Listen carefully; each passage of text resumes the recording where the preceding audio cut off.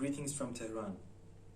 My presentation is titled A Survey into Percussion Instruments and Rhythms in Persian Ceremonial Music. Music and literature have always been side by side in Iran. Not only this applies to classical music, but to folk music and ceremonial music as well. Music has always been a part of religious ceremonies of every faith, from Christianity to Islam, Judaism and Buddhism. Gospel music, for example, is one of the forms that was developed in the church. The Quran is recited with musical vocalizations, and so is the azan. Buddhist mantras are also chanted in certain melodies and modal forms. Today in Iran, music still exists in ceremonies in different parts of the country. Some of these traditions are regional, some are national, and some go beyond the borders of Iran into the bigger Persian-speaking world and the Islamic world.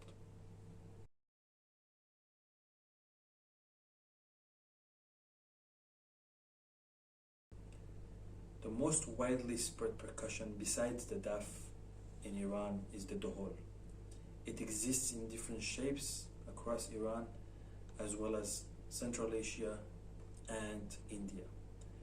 Dohol is a double-headed frame drum, but in some cases, such as the Punjabi dohol or the Iranian damam, where the length of the instrument, with the length of the body of the instrument, is larger than the diameter of the drum head, then it's called a cylindrical drum. Dohol exists in almost all the provinces of Iran and mostly played in a duo with a wind instrument called sorna. Mohammad Reza Darvishi, in his monumental work Encyclopedia of Musical Instruments of Iran, provides detailed information of all these instruments. Almost in every state of Iran, the dohol is used in both funerals as well as weddings. In some provinces, however, the bigger version of the dohol is used in Muharram processions, such as Khuzestan and Shahr-e-Kurd.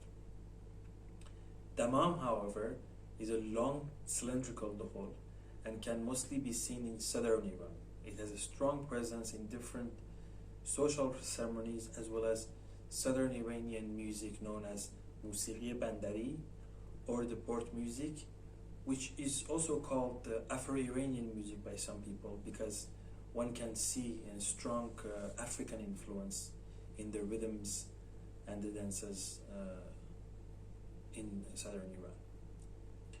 In Bushehr, the damam has a central place in the Muharram funerals. According to Darvishi, a group of damams are played along with senj, which is a clash cymbal, and bugh, which is the horn.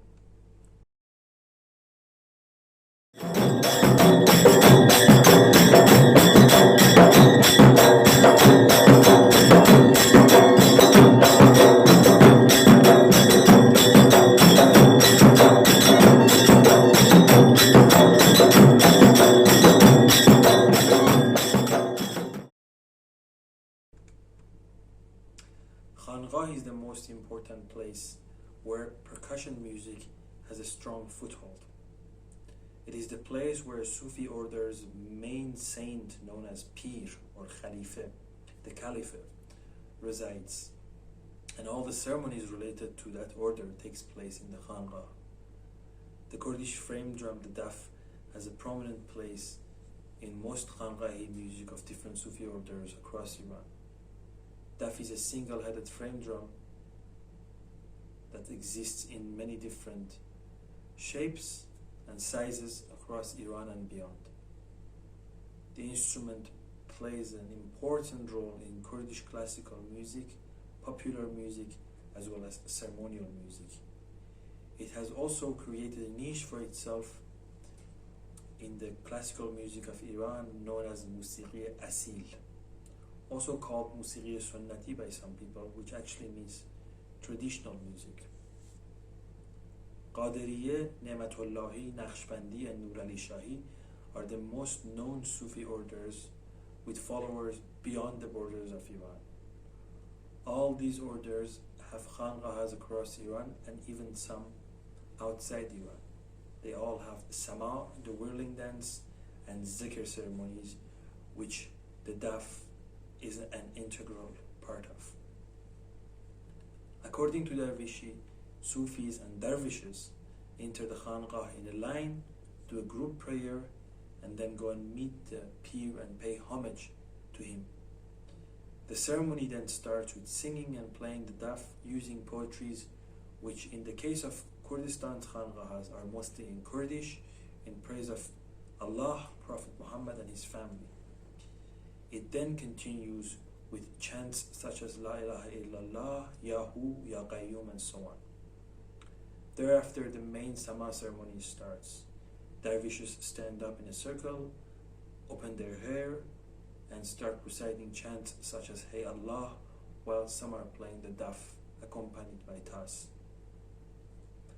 All the chants they do in the Sama ceremony are known as maqams. Each maqam has a name which can also be chanted,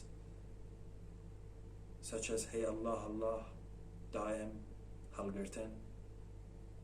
I myself have experienced learning the daf in this tradition.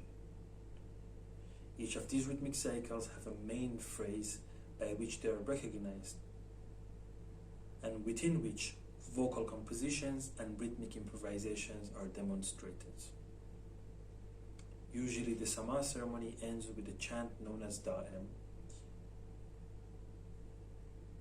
At this moment, the enormity of the sound of the daf, the vibrations and overtones that it creates, along with the chanting and the Sama of the dervishes, creates a mystical atmosphere. At this moment, the dervishes are in a trance, unaware of worldly matters, transcended to a higher level of consciousness, an ecstasy where feelings such as pain, grief, and sorrow cease to exist. In relation to this, Dr. Zarrinkub talks about Rumi's Sama and characterizes it as a selfless prayer to the divine in an attempt to achieve salvation of the soul.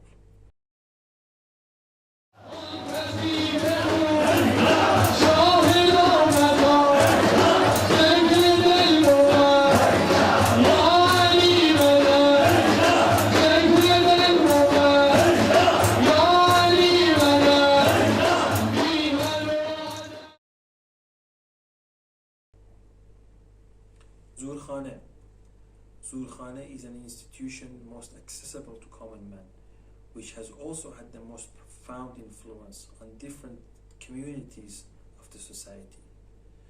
Zulkhane tradition is one of the richest ceremonial spaces in terms of music and poetry. The association of music and sport has existed from ancient times in Iran. One of the oldest sports invented by ancient Iranians is called chogan, which is called polo in English. The game was played by common men, but there were also official games organized for its entertaining the kings and the aristocrats, which included musical performances for the opening and the closing of the game, and also probably for the celebrations afterward. As Ferdowsi says, جهاندار با گوی و چوگان و تیر به میدان خرامید خود با وزیر. This is an indication that the kings also took part in playing the game. Zulkhane and ورزش باستانی, which literally means ancient sport, still maintain the age-old tradition of associating sport with music. Some believe that ورزش باستانی is called so because it actually dates back to the Sassanid and Achaemenian Empire. It is believed that this was the routine of the soldiers at that time, to stay in good physical health and a way to maintain the armies in shape. Certain props were used in these exercises, which still exist in today's Zulkhane. Those are sang, kabade, mil, and takhte, which were replacements for shield, bow, mace, and sword, respectively. These ancient athletes were not only warriors in the physical form, but they had to follow some strict moral values.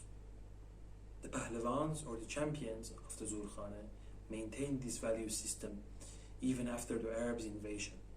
It is believed that some of the Iranian heroes who stood up against the Arab Khalifas, and organized movements against their rules came from these training spaces, which by then had taken the form of today's Zulkhana by becoming an indoor and underground activity. The Arab rulers were against such spaces and institutions because they felt threatened by it. The Zulkhana had become a center for people to take refuge in and depend on for their safety against intruders. Because the Arabs were also against music and musicians, this is probably why the musicians entered Zulkhana.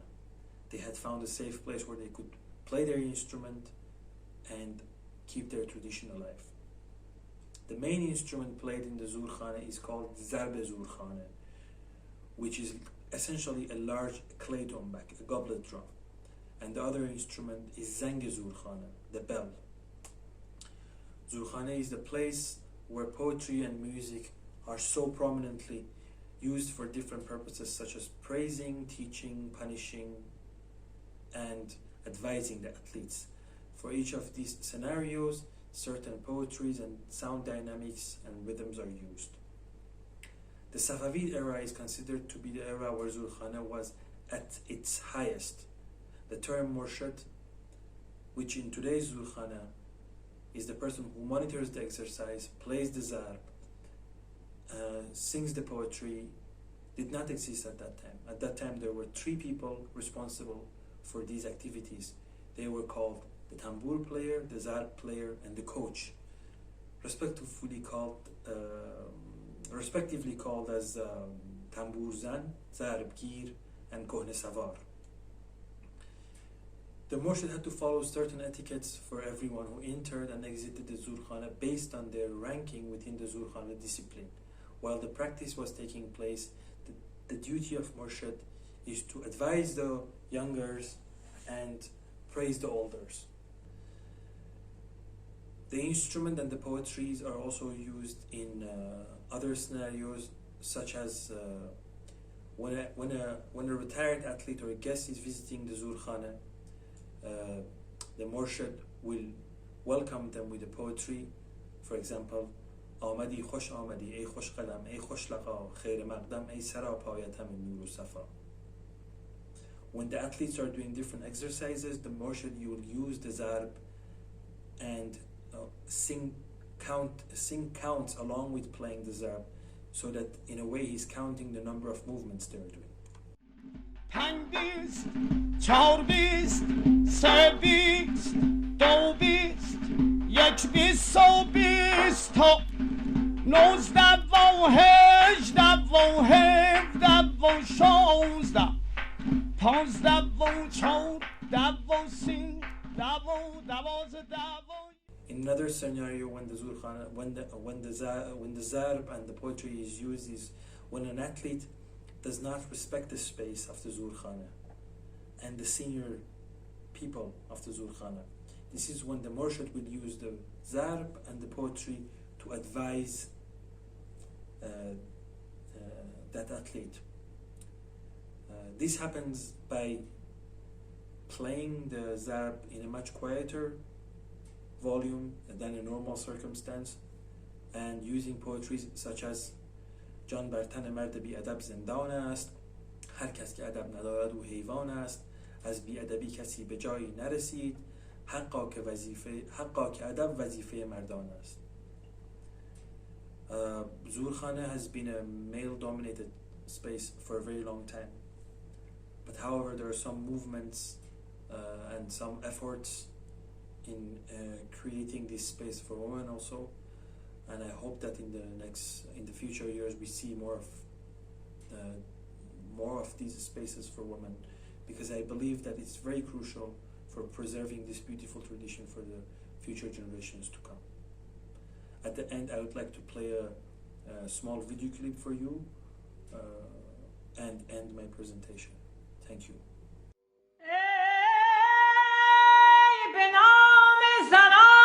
جهان ما